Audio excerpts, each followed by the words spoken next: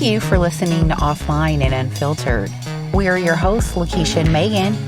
On this podcast, we bring you unfiltered conversations on business and culture through listener stories, expert interviews, and a little bit of shit talking.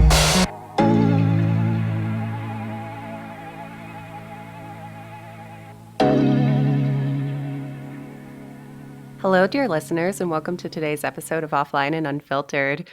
I need to warn our listeners today that Lakeisha finally took a vacation that she deserved, but of course, got sick. So she's fighting a little bit of a cold. She might be a little quieter than normal today, but we are very excited to welcome Jazmyn Lopez to the show today. Jazmyn is the founder and thought leader behind Anthelo, a consulting studio concept that delivers her mission to help intentional entrepreneurs cut through the noise to build sustainable business growth. Her unique corporate experience blends with a no-nonsense personality and earned authority to guide ambitious leaders through the journey of expansion. Jazmyn, welcome to the show. That was kind of good. Who wrote that?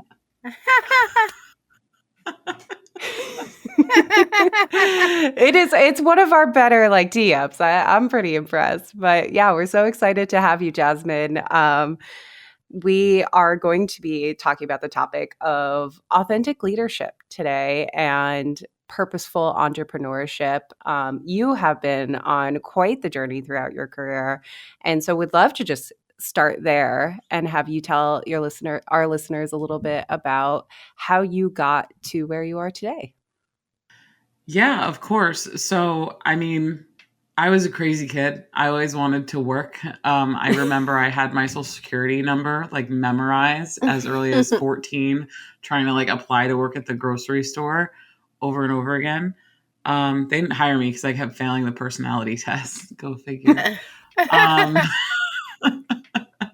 But I always wanted to work. And so when I finally graduated from college, I had dabbled in freelance already. So I always had a little bit of an entrepreneurial spirit. But I was really excited to get my degree and finally start climbing this ladder, right? And building this dream. I did really well for myself really quickly, moving from agency to an internal marketing team, where eventually I got to name my own title as part of a promotion and start up a new function at a huge company. And then some things happened and I was laid off, and I decided that wasn't going to happen to me again. So I finally bit the bullet and just decided I was going to work for myself. That's interesting that you share that. I do want to just go back a little bit because you said you always wanted to work. And so what do you think in your younger self created that desire that's still showing up for you today? I'm Latina. I think we're just a hardworking people. I don't know if I think I might have been born like that. I was always raised around people working. You had to have a job. You had to take care of yourself. And I think for me, it meant independence, and it meant safety, right? Where you come from. So it meant safety where I came from.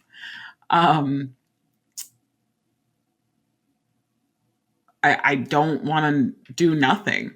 And I think entrepreneurship, the fun part about it for me is my work is my life. And so I'm always doing something, but now it's for myself. And that's definitely a positive mindset shift that changed for me in the journey so far. I was just laughing when you were talking about your tee up because we've talked about it on the show before, but I was the same. My first job, I was 15. I heard there was a grocery store that would hire people at 15. And on my 15th birthday, I went and tried to get a job. And they were like, how old are you? And I'm like, 15. And they're like, when did you turn 15? I'm like, today. And they're like, okay, come back in 6 months. And so I did. And then I got the job. They would not hire me. I never got that job. I have a lot of questions about a personality assessment for a grocery store. It was a lot of questions, but it was one of those forms listen, every job I ever applied to where I had to take one of those tests, I guarantee you I never got it. I never transitioned forward. They didn't want my independence or authenticity. It came through. It's interesting you bring that up because I had this one position I was going after and they love me, I love them. And I took that stupid personality test and I failed it.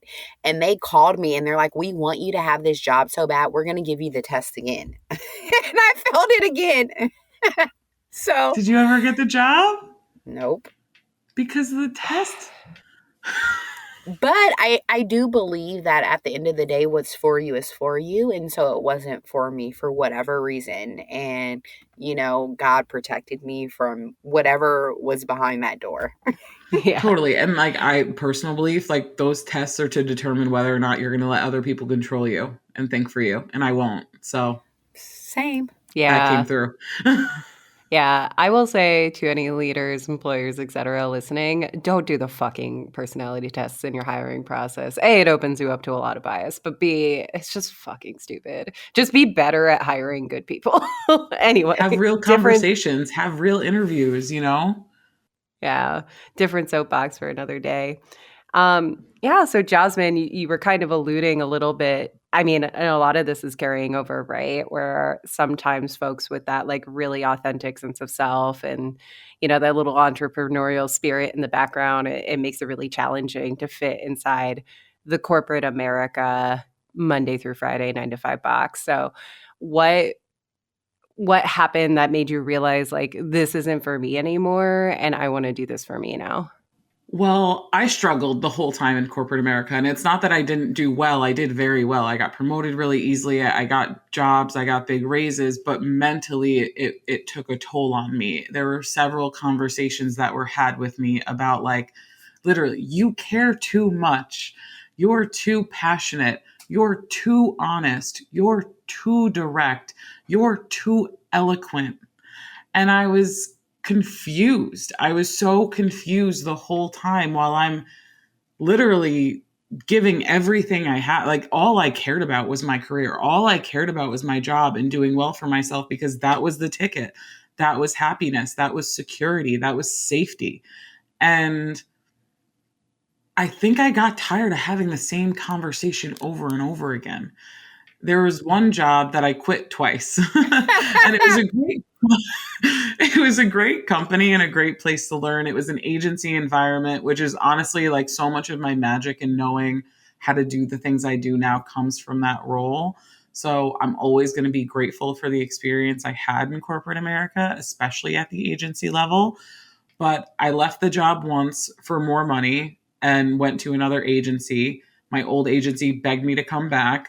We had a little talk. We weren't going to fuck around with Jasmine's money anymore. So I came back. And then like a year and a half later, I was like, you're paying me enough, but I don't like it. I don't think this is going to work out.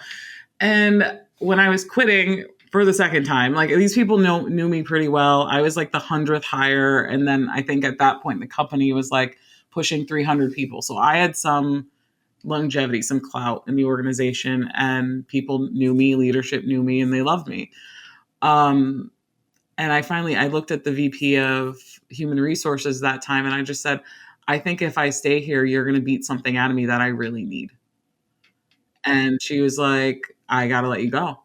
And I said, okay. And that was it. I mean, she didn't fire me. I quit, to be clear, but she was like, I'm not going to beg you to stay. I'm not going to throw you more money because that could have happened too. They would have been more than happy to give me another 20 or 30 grand if it would make me happy and make me stay, but it wouldn't. So at that point, the reason I quit was that, but I got a contract opportunity. It was a 6-month contract to go internal, which if you've ever been in the agency world, like that hop, that's a big deal. And it makes a big difference in your career, your earning potential, just the way people look at your resume and experience and things like that. So that was something I had always been working toward was I wanted to hop from agency to internal. And I got the opportunity with a 6-month contract to go work for like a multi-billion-dollar organization, but it was a 6-month contract. And people were like, you're going to give up this very clear agency path where, you're going to be a VP, group, whatever, everything. You're going to make like $300,000. Like, you know what's coming. And I was like, yeah, but I don't know what's over there. So I went over there and I looked and I kind of carved my own path. I feel like I gave myself a different job in that role every 3 months. It was 3 months into that 6 month contract before they hired me full time. One thing I always Wow. do is bet on myself.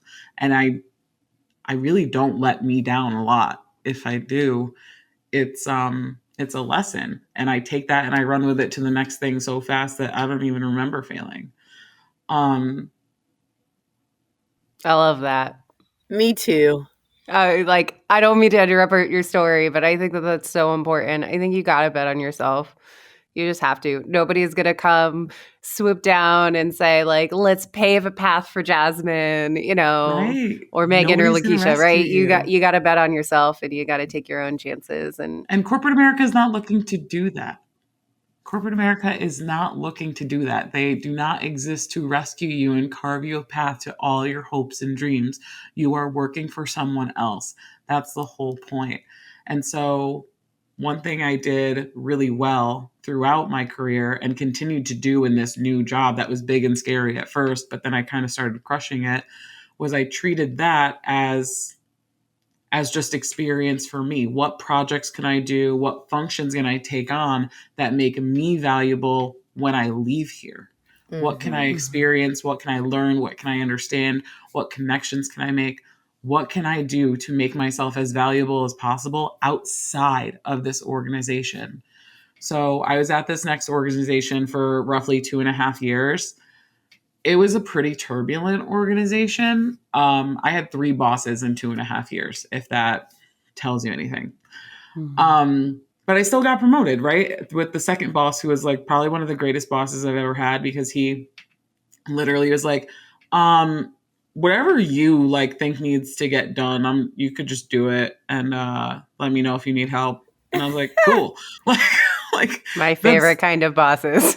that's the Amen. best. Like, Yes. no problem. Sign me up. Yeah. But Yeah. then when he left and I got a different boss, this one did not like me so much. And I've encountered a version of this woman in almost every job I've ever had, where she was like more mature than me and intimidated by me, which I understand now, but I didn't at the time. And now I understand, like, honesty, directness, confidence, self assuredness, authenticity. That's all very intimidating to someone who I don't know. I can't speak for them or their perspective, but I know there's a theme of women that Mm. I've experienced in my career. Can I just And add to that? yeah, we Um, can dig into that part for a minute. I want to clarify your statement because I think it's not just intimidating to this one population that I know who you're talking about. I think it's intimidating to society because in society, we're not taught to show up, right? And go after what we want, right? Or what's best for us, or, seek these projects that are going to put us in a valuable position to exit an organization. We're taught to show up for that box in that job description in which we were hired for.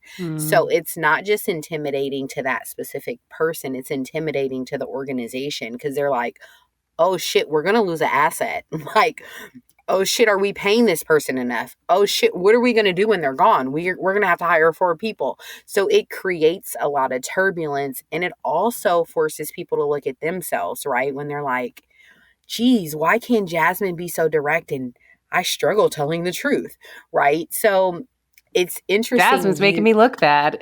yeah. So it's interesting you raise that up because that's something that I've had to deal with my entire career because I do exude those same characteristics where I'm direct. I'm like going after the shit I deserve and want and foreseeing my future. I'm not letting someone label my career path. And so I just hope for our listeners that they will lean into what their heart desires and not what their leader says they should go after. But please continue. Well, yeah, and I like that point. We might go on a little bit of a tangent here, but like, here's my perspective. You're not going to pay me 6 figures to not let me do my best work. I hate myself when that happens. I will not be happy to go home after phoning it in because I kissed somebody's ass today. And that's happy and great for like a lot of other people. And that person who didn't like me is probably somebody who got to where they are by kissing ass and phoning it in and pretending. It's not something I'm happy to do. And I'm not going to pretend for you either. I'm also not going to solve surface level issues, which was another way I like to piss a lot of people off, because we're talking about, oh, this is a problem, blah, blah, blah. And I'm like, no, it's a systemic issue that was started 10 years ago. Here's the root cause, and here's what you don't actually want to fix. And that, do we have to talk about how that was problematic for some people? Yeah. Oh, it's so true too. I think a lot of people, the archetype of boss, I think you're talking about too, like I think there could be a mindset where it was really hard for me to get where I needed to be. I had to compromise my morals, or I had to kiss ass or whatever. But they don't have the mindset of like, but I don't want to make the next generation do that. They want Right. the next generation to continue to play the game that they had to play to get to where they are, like looking at the surface level problems and putting little bows on things rather than having the really direct conversation of like, I'm pulling this out of my ass, but like the COO is ineffective and toxic. That's the problem, right? Or, those sorts of things. Right. And I think it's super frustrating. And I see a lot of people, especially I think women like the three of us, go through that where it's like, why are you repeating the cycles of trauma you went through to me? Like, why can't we work to make a better place for all of us to work? And we shouldn't be afraid of people who want to call out bullshit or be direct, and you can do those things and still be kind. Mm-hmm. You don't have to be manipulative. You can be blunt, you can be transparent, you can be direct, and also not piss people off. I mean, you'll piss some people off because people don't like to be held accountable, and that's part of it.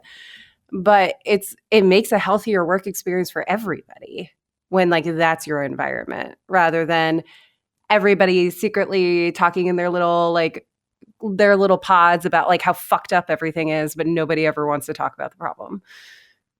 Right. We'll go have a meeting and then have a real meeting after the meeting to Right. talk about what we talked about in the meeting. How about you stop wasting my fucking time? Because I'm one of the only people here who's working, and I need you to get out of my way. It's definitely that generational thing too. Like, just because you suffered, why would you make the next person suffer the same way you did when you actually have the experience and to help prevent it? And there was definitely a part of me, I was young, right? Like when I started out, even in the agency world, a big piece of feedback I got that I was a diamond in the rough. I was rough around the edges, all that kind of stuff. And listen, to Gross. some extent, they were right. I did need to polish up. I needed to let go of my anger, all of that kind of stuff. But that was like therapy, okay? I was abused. And so like I needed to heal. I didn't need to make myself more comfortable for other people to be around. I Yeah. needed to take care of myself. And what really what really got me was when I left that agency and came back and I fixed my money problem, there were people who made still triple my salary gossiping about what I got to come back. What is wrong with you that you would do something like that? You make triple the money I make. Get out of my fucking bank account. Like, find something better to what do you get paid that for if you're gossiping about a deal I negotiated? Mine, like, and that just like it Mind your blew my business. mind. I saw it over and over again. And it was, instead of being happy for a young woman who's starting to figure it out and make her own way, I'm jealous that she's doing more than I did when I was younger. I'm confused about why I couldn't do it for myself. How about you take a seat and watch and learn something then? Get out of my face. Mm-hmm. Jazmyn, I do want to just add a little more context for our listeners. You are referring to the term agency, and Megan and I know exactly what that means. But if you can just define that for our listeners, that would be wonderful. Well, yeah, good. And it's important too, because that's what the problem with internal companies is. So when I talk about, so in corporate, right, there's a pretty distinct separation between agency roles and like internal roles. So say I'm going to make this, I've never been affiliated with Google. Say you're on the internal marketing team at Google. That means you work directly for Google. Actually, this is a bad example because anyway, an agency is an agency is a company external of the bigger company that helps execute work and get things done. So a lot of the times a bigger company will hire a marketing agency to execute their marketing tactics on their behalf. However, inside of that internal company still exists a marketing team that it's technically their job to run the marketing. So an agency role is really to support and make the marketing team look good internally. That's what it is. And so when I actually hopped from agency to internal, I quickly realized a lot of these people aren't doing very much. And the agency is so far removed of how things are operating in the big company that they're being inefficient and costing the company more money, which leads to a whole other slew of issues and contributes to the ego problems that we experience in internal big organizations. Megan could probably do a better job of describing agency versus big companies, but that's like my way. No, I mean, I think that's really accurate, and it's really funny because there are agencies for like all kinds of services. So like staffing agencies, for example, support HR teams and recruiting teams. Marketing agencies support internal marketing teams and like there's Sales pick your teams, yeah. poison. There's like almost every kind of industry has its own sort of like a lot of companies use external accounting firms to outsource some of their accounting. And it is twofold. I think one of the interesting things, we've talked about it on the staffing side, but I think it's true on the marketing side as well, is when you pay for an agency, that hits your P&L differently. It's not staff, it's not headcount. And so you look like you're executing more work at a lower headcount, at a lower cost, quote unquote, because there's no benefits and 401k and all that stuff. But there's always this weird tension because agencies are expensive for a reason. Not all of them are good. Nope. A lot of them are really good. A lot of them are too good. And then companies become dependent on them because then they are when I have seen it unsuccessful where, okay, we're going to part ways with this agency. We're going to do it all ourselves. And then you really realize what a vacuum you've created for yourself because your internal team does not have the same level of experience, skill, strategy, capabilities, et cetera, because you've been offloading all the hard stuff to the agency. And so it is really interesting. And then the other annoying part of agency work, Jazmyn, that you talked about is there's this weird bias of like, if you work for an agency, you can't work internal. Like I saw this not that long ago on LinkedIn where I saw a post for an internal recruiter and it was like basically agency recruiters need not apply. And that shit's harder. Like I'm recruiting for 6 companies instead of 1, you know? So it is this like, it's this tension. There's a lot of ego in it. Like agency people think they're smarter than internal people think they're better than agency people. But we've created like a structure where most companies need both.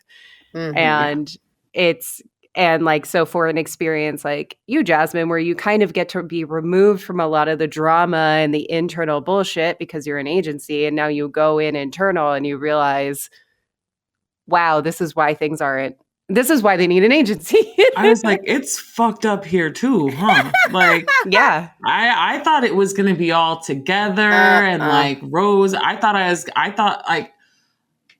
was so scared that I wasn't going to be good enough in this role. And then I'm having conversations. I'm like, I'm sorry, did you think about that? Did you like, what? There's no file organization. Nobody knows where anything is. There's no organized resources. There's no processes and system. Like a lot of the times these companies are, and I'm not saying this for everybody, but this was my experience. Like they're so dependent on their agencies. And then also the internal functions of the company are so siloed, nothing works together, which is why I literally made up a role for integrated strategy in that position. And it's also why as an entrepreneur with Anthelo, all of my tactics are about integrated strategy. What are we doing in multiple parts of the business to grow at once, efficiently, in a way that is sustainable, scalable, is going to continue to grow with us. Because I've seen it from all perspectives. Not all, but like two, at least. Yeah.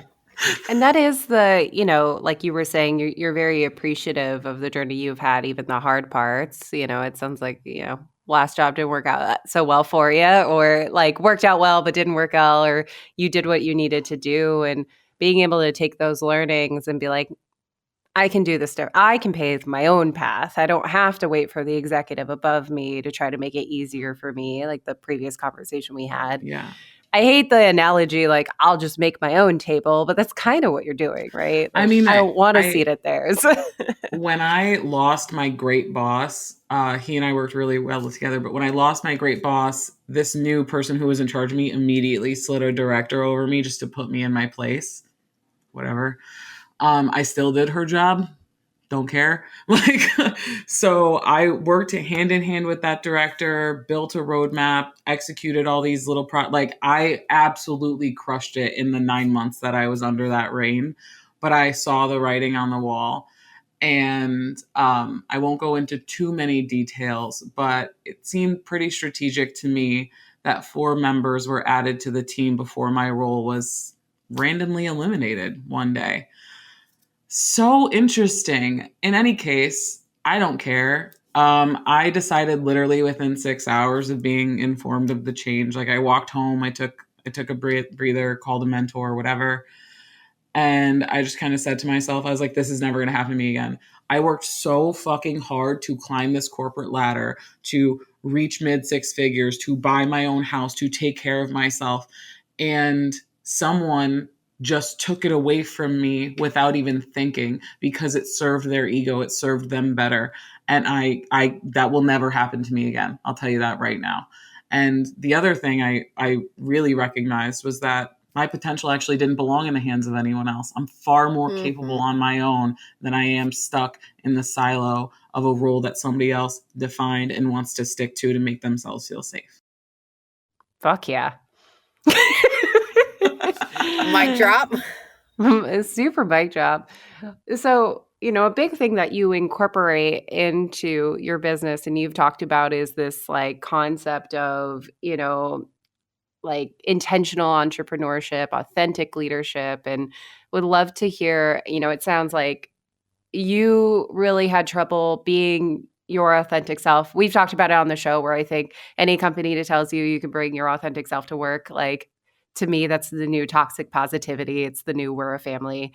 But it is challenging to do that. And so, like, how do you think about that now, like doing that out on your own, knowing you had challenges with it when you were within a corporate space? While I had challenges with it in corporate, the people who I actually sat and did the work with loved it. And that's how I knew there was something right. And I was actually very productive and very, very effective, which is why it's difficult to get rid of someone like me when you want to do it. But when I came home that day, I decided I knew what I could do. I was like, all right, now I understand how companies work at various levels. I understand how they grow. I understand how teams get built. I understand how they make their money, how they spend their money. I can apply this for people that I actually give a fuck about, for companies that are actually doing something. And so I kind of just committed to that in my head. Immediately, I was like, okay, strategic consultant. Now I call it more of an entrepreneurial consultant. It's one and the same. But I was very, very crystal clear on the idea that I wanted to help mission-driven entrepreneurs who knew why they were doing what they were doing, but maybe didn't necessarily have the experience I had to navigate that world and make it as big as it could be. And so I wanted to be able to apply my expertise, which I do now, to work with people that I actually chose, who choose me back and see the value and do things that really matter. Like build companies that are better. I have a real big bone to pick with big companies that get big and exist for the sake of it. Like, why do you have 10,000 employees if you're going to treat them like shit and offer a bad customer experience and give us shitty products? It just doesn't make any sense. So this way, I help smaller companies get bigger, and hopefully we have a better regime of companies coming in soon. I love that because, I think our country, like America, the like and I'm not trying to get political because that's not what our podcast is about. But I think we have like basic principles, like if you think about like the manufacturing industry in the very beginning, it was like about like employees being able to make a living and like go home and like this white picket fence kind of thing. And I believe we've gotten so far away from that we're just so profit driven, and those two things can exist together. But as of today, I believe we don't think about two things. We just think about one. And I think that's indicative of like the mass layoffs we've seen. I think it's indicative of employee retention. Like employees are saying, fuck you, I'm out of here, because there's no care or consideration for the employee. And it's so interesting because even the logic around like what companies think employees care about is so far off from what they really care about. I'm I don't like, know where it comes fuck. from. Yeah. Let's get a cold brew tap and have a pizza party. That's what they want, right? Like, Oh, we don't need to pay them anymore. right. Well, it's how about this? It's not even do we need to pay? Let's treat them like human. Let's give them a job and a role that actually makes them feel valuable because they're helping do something. I can't tell you how disinterested I am in making another old white guy rich. I don't care. Mm-hmm. We need better companies. Yeah. I totally agree too. And even on like the major layoffs thing, like even a step before that, I think a lot of people, especially like Lakeisha and I in our industry, we know companies way overhired during COVID because everybody was seeing these like booming profits, looking at you Zoom and places like that. But they never really truly thought, well, how do we sustain this? How do we keep people in these jobs? How do we keep these levels? I know that there were many executive teams that were like, well, if we have a downturn, we'll just lay people off. There was like never a conversation of like, all right, we need to hire 100 more people. But what happens when like, I don't know if it's just ignorance or it's just malice or it's like, we'll figure it out when we get It's there. just poor leadership, and it's you know what it is? It's reactionary instead of Mm-hmm. responsive or proactive. And that's I mean, when I'm consulting with people, we're always looking at proactive solutions that solve for right now, but serve us in the future for exactly that reason. Because if those companies went about hiring differently and invested, I don't know, let's split it between bringing up our systems and then hiring more strategically, they'd be a lot better off. But human capital is not the only answer to growth Mm. or to service or to efficiency. It's actually the least efficient, especially when you're hiring at that volume. Meg, like you're not onboarding them properly. They're not efficient at their jobs. They're not good. Like it's a waste all around. Yes. Yeah. Don't throw more bodies at a problem. That's usually not the solution. If the leader doesn't have another solution, they're not a leader. They shouldn't have that job. Well, it actually makes it worse, right? Because when you add someone new who has no history, right? Like sometimes adding one person new with no history who's smart enough can help you have some foresight and like, oh, you guys messed up. But when you add in 10 people to a problem who have no fucking clue, the leader has no clue, no one, it just makes it even worse because now you're training someone on an antiquated process that doesn't work. Like you don't have any thought about like how do we fix it because now your resources are on training someone new. So it's just this hamster wheel. And so I'm curious, like, how do you coach your entrepreneurs on like being strategic and looking at tools, automation, and innovative ways to solve things? Everything is experience focused. So the like in brief, my methodology is like, what's the purpose of the service you're providing, product, whatever it is? What problem are you solving? And then what's the experience you provide to accomplish that for your customer, client, what have you. And all of the solutions come from that experience. So we look at that journey, and then it's going to bubble up all the issues, all the barriers, all the needs, agnostic of function. So it's not just going to be a marketing issue or a tech issue or a financial issue or an operational issue. It's going to be all of them. So they rise to the top and we can solve them in tandem, because every solution is going to have a little bit of each function. And if we pretend that it doesn't, it's where it creates silos and disconnections, poor processes, and lack of efficiency. Which is like everything I do is integrated and stemming from that root cause, which for me, in my methodology, is the customer experience. Yeah, I think that, to what you were saying earlier, Jazmyn, of just like so many companies out there just existing to make white men money and other people, but like, let's be real here. And I think a lot of companies have like just lost their souls, and that feels really dramatic to say There's that. nothing in it. But yeah, it's like, and especially recently, I think me as a consumer, I do kind of take like a double click on like big purchases I make or what platforms I use or where my money goes, because I'm kind of fucking sick of it. Like, Right. we talked about it on our minimum wage episode, which I think is episode 3, if you haven't listened to it yet.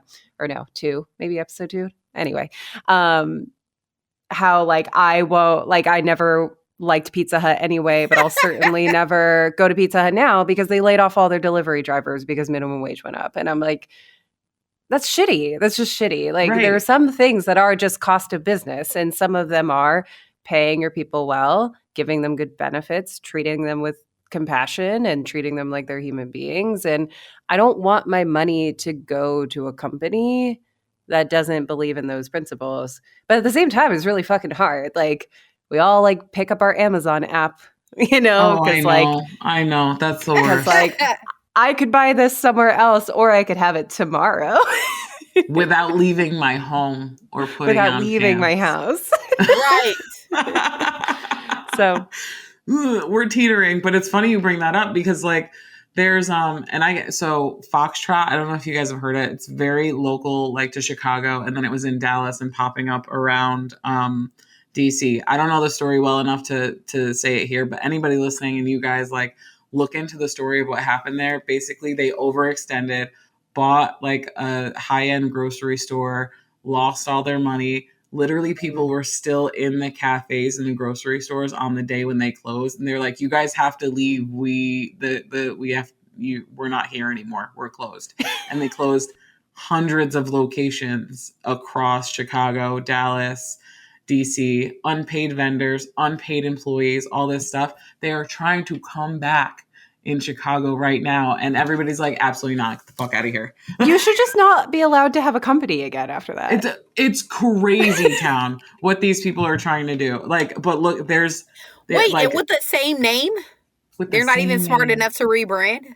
With the same name. And don't forget, they sold all their assets, their remaining assets, for $2 million, but I'm pretty sure it went to the same investment company that helped them out in the first place. So like, riddle me that.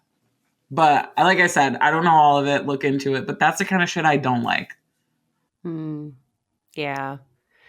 One thing I want to spend some time on, Jazmyn, that we talked about a little bit on our kickoff call, was just like the challenges of being a woman of color within a more corporate space, and also like how you now, as an independent business owner empowering other businesses, like want to be an example for other women that look like you or feel like you. And so I would love to just like let you soapbox on that a little bit, because you were really eloquent about it in our kickoff call. Oh God, I said eloquent. But I think that's a nice word. I know it's got some. I am eloquent. It was literally somebody just told me to stop being so eloquent because other people couldn't understand me and it was intimidating. Never heard that before. Pick up a fucking that was the worst dictionary. advice I've Get ever over gotten it. in my life. But to that point, especially in corporate America, and this might sound weird, but for a long time, I didn't realize I was a woman of color.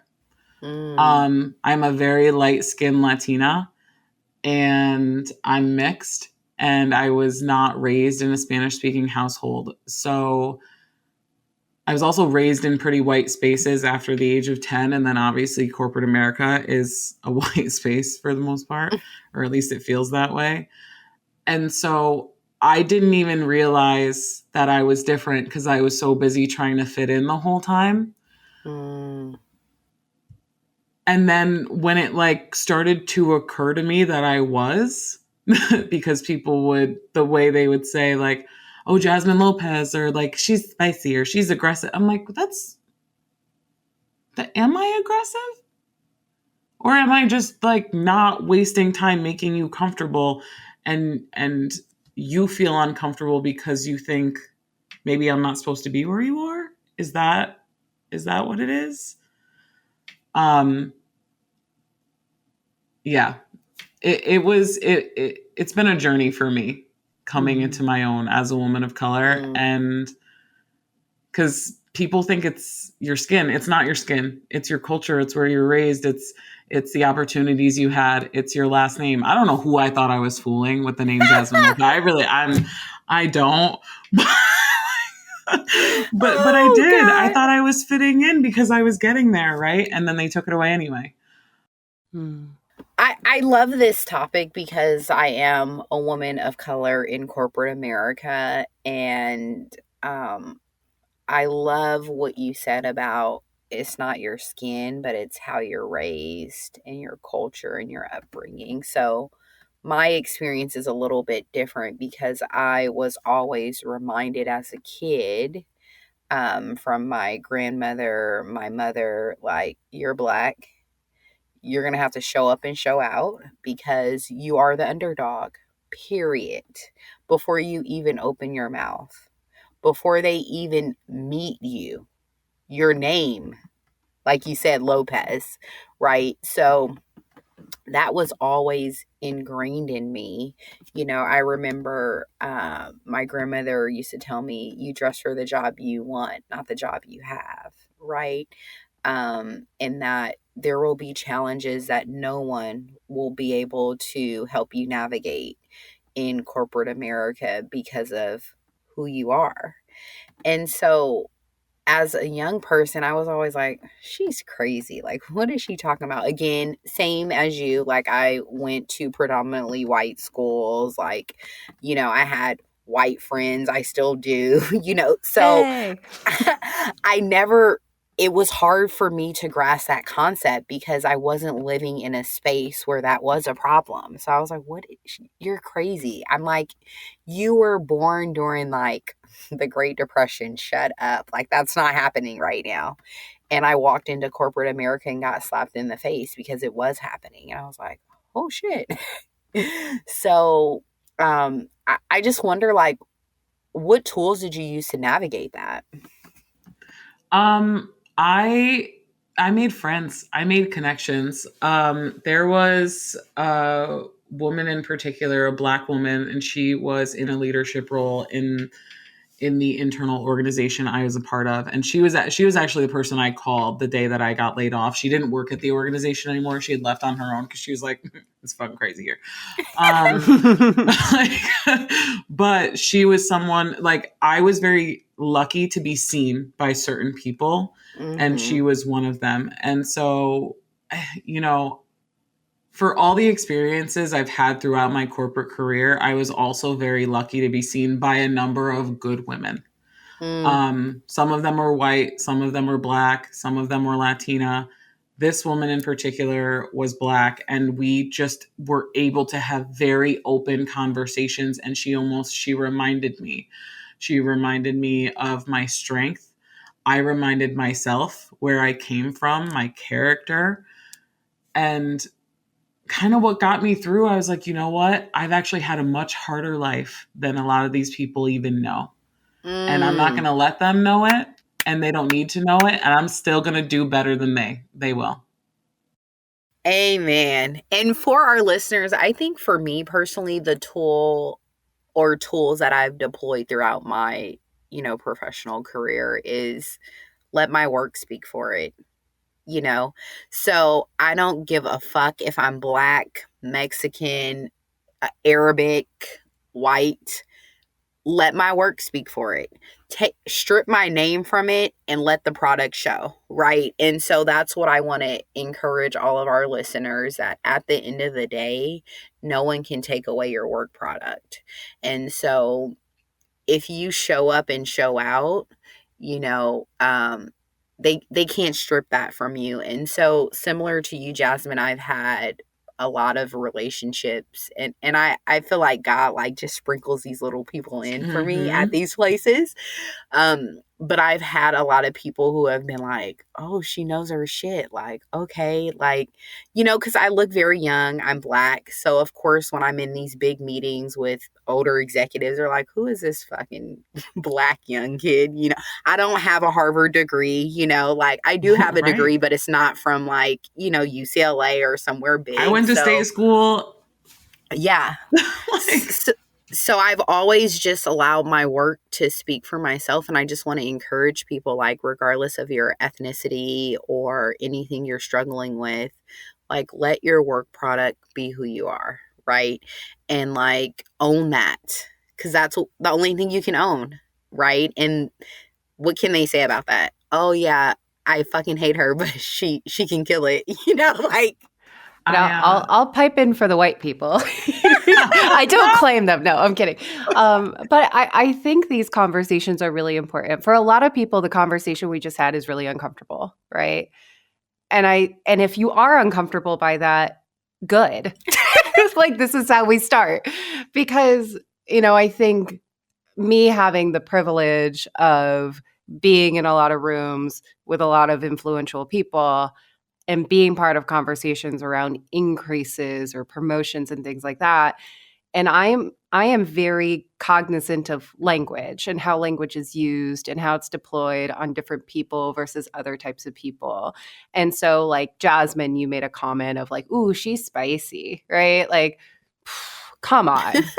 Really? Really? And so I think anytime you're interacting with someone who doesn't look like you and you're feeling, even if it's positive or negative, if you're feeling some kind of reaction or words you want to use about that person, take that minute to be like, is this a bias? Or do I truly feel this way? If it is a bias, why do I feel this way?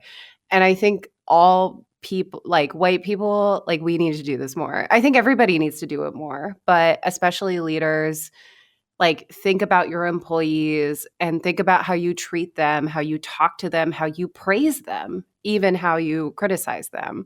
Because I think it's so easy to fall into gendered language, cultural language, just inappropriate language. And a lot of times you don't mean it. But like Jazmyn, like you said, like, oh, you're too eloquent, right? But like that's really like negatively, culturally, like yucky, right? Because it infers that you shouldn't be. right. Right. And I You don't think that shouldn't that's be probably what so that person smart. meant. No, I Yeah. think it is. Oh, well, I I tried. think it is. Based on how the rest of that experience came Played to, out. I think it was what that meant. And it's funny. It's like, am I spicy and aggressive, or am I rightfully frustrated with the inefficiencies and the lack of ownership in this organization? Is it spicy or is it right? but you know, the other side of that I want to submit for everyone's consideration is, you know, being in situations where maybe you are the only person of color, or maybe it's a gender thing, maybe you're the only woman there. I do try to enter those spaces giving people the benefit of the doubt, like, oh, maybe they didn't mean it that way. And then I allow experiences to affirm or deny that, Mm-hmm. because sometimes it is just ignorance, you know, and they, like you said, Megan, they don't have, you know, better verbiage, you know, or a better label. And then to your point, Jazmyn, you're like, huh, well, time did show your colors. But I Where there's think, smoke, there's fire. but I do think oftentimes, right? I don't think it's okay, but I do think when we go back to like society and think about just like how the workforce has evolved, right? To be challenged maybe by a woman of color to say, like, your shit stinks. Like people are like, oh, hold on, and so we have to think, back to our earlier conversation about leaders who have gotten to places by kissing ass and not being authentic or going down to the root cause. It is tough for people to swallow that. Like, oh, I'm being caught out on my shit. And hold on, it's a woman of color. Hold on. And And so, she's 20 years younger than me. yeah. Okay, that's still your shit though. Like, I don't care. No, Yeah. no, it is. It is. But I think what I would like to get to is it being normalized, right? Because the reality is it's not occurring enough. So it now becomes this anomaly that is then correlated to someone's race and them being spicy. But the reality is it's a society that's not being upfront with everyone, right? Because just like you said earlier, we have a meeting about the meeting and everyone's talking shit like, oh, they're so stupid and da-da-da. Well, if all those people said it, then it would no longer be Jazmyn being spicy. Because guess what? We all think it, but they're just not saying it. And I'm telling it to your face, but I'm the crazy one. So I think it's really Right. about giving people permission to have those authentic conversations upwards, right? And managing upwards to have those dialogues. And it could be correlated to our upbringing. Like, yeah, um, just like I shared, I was, oh, you're going to have to fight for it. So maybe I do show up in that way because that's the armor that was put on me. But how do we give everyone the ability to just be honest? Like that's what it's Yeah. about. I think that there's so many things. Like, we could honestly keep this going for hours as far as I'm concerned. Yeah. But, like, Lots to but unpack. with the honesty piece of it, and this is even like societally, not even just career wise, like what I have to say for myself as a woman of color, to other women of color, and to everybody: you don't owe anybody comfort. As long as you are showing up authentically and being kind and honest. One thing I did learn, right, while I was a diamond in the rough, was how to be kind and how to remove my anger and how to come at things with a little bit more grace. And because I'm confident that I carry myself with that grace, I'm unapologetically myself. I am unapologetically honest. I give feedback directly and frequently because I actually think it's a kindness. It is the most respectful thing you can do to be honest with someone. And I cannot say that enough because otherwise you're wasting everybody's time. Oh, I love that. So we're going to start a t-shirt thing and there's just a few people who may be involved in that, but I love that. It is the most kindest thing you can do is be honest. But can you give our listeners some tools on how to be direct and kind at the same time? Because it's an art and I've learned it. Sometimes I lose it, but I have learned how to do it. But I would love for you to just give our listeners some tools on that. Because I think society has told people sugarcoat that, that's how you do it. Be, right. Compliment sandwich. Yeah. Right. And I'm not going to lie. I still do a compliment sandwich here and there when it's warranted. Sometimes it's effective.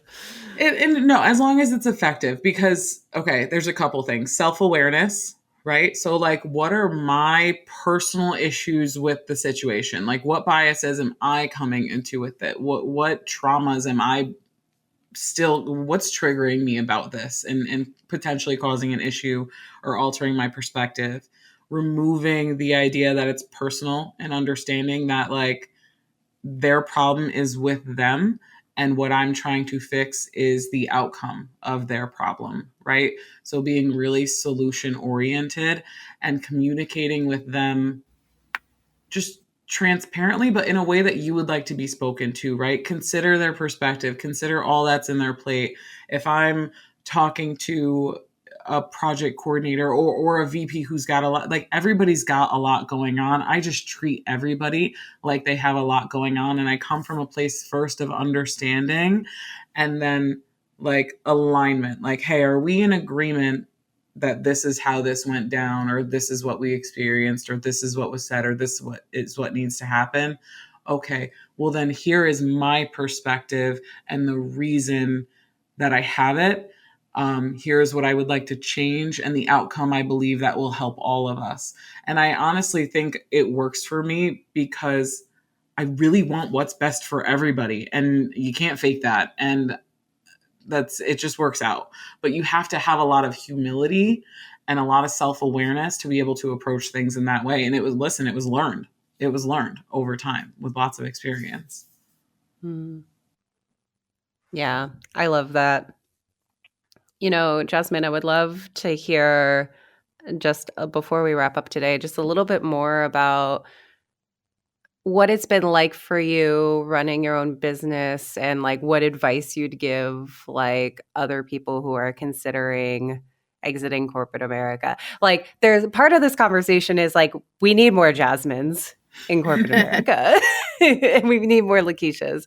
But at the same time, some of us, myself included, are like, I'd rather okay. guide from the outside. So I'd love to hear talk a little bit more about your business and just any advice you'd give other people considering that path. Yeah. So as freeing as it's been, it is also one of the most terrifying things I've ever done in my life. It is scary to go from a nice, comfortable, cushy salary with health benefits to, I don't know, I hope this invoice gets paid and I just got insurance from the state website thingy and now I can go to the doctor. Like that's scary to figure out a way to take care of yourself that is not the norm.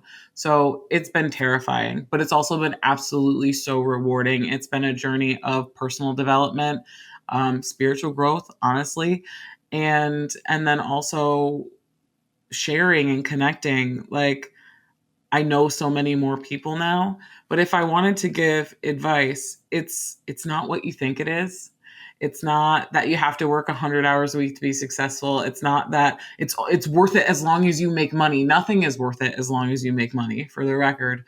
For people who think maybe it's beyond your skills or your reach or your capability or you need hundreds of thousands of dollars, that's not true either. You just need a really solid why.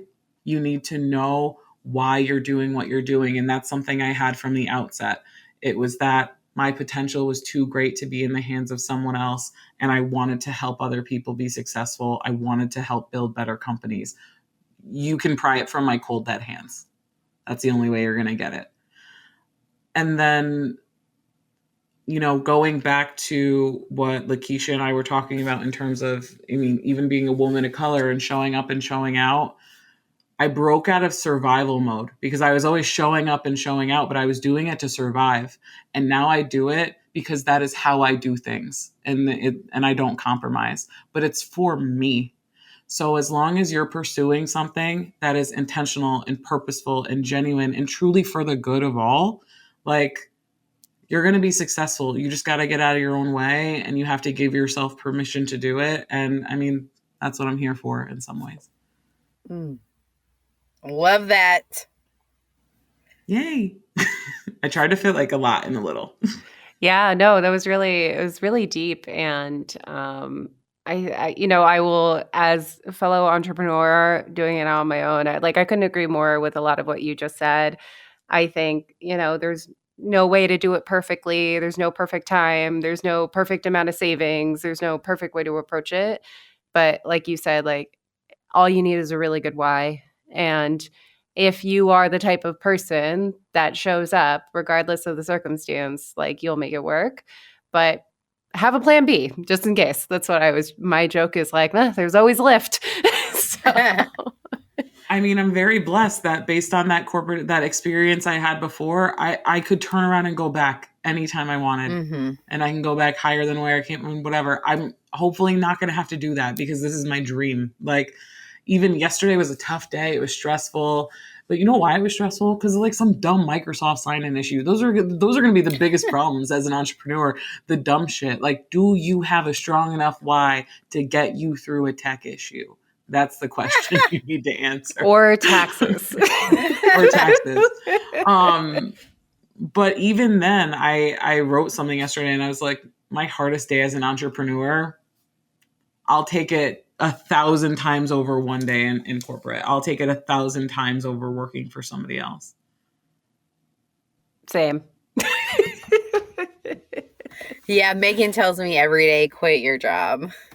Yeah, my solution to most things is to quit your job. And I like Me too. I always say like I say that with like a heavy degree of like obviously I'm joking, but kind of not really, like, be thoughtful, and not everybody can. Some people are just stuck.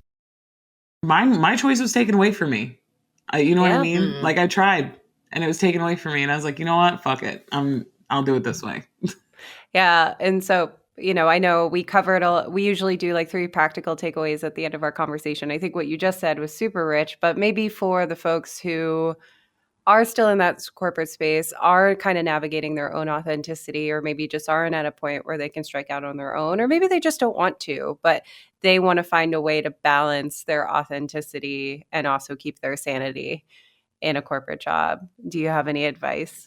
Yeah, absolutely. So self-awareness is going to be a key, and part of that self-awareness is don't take things personally.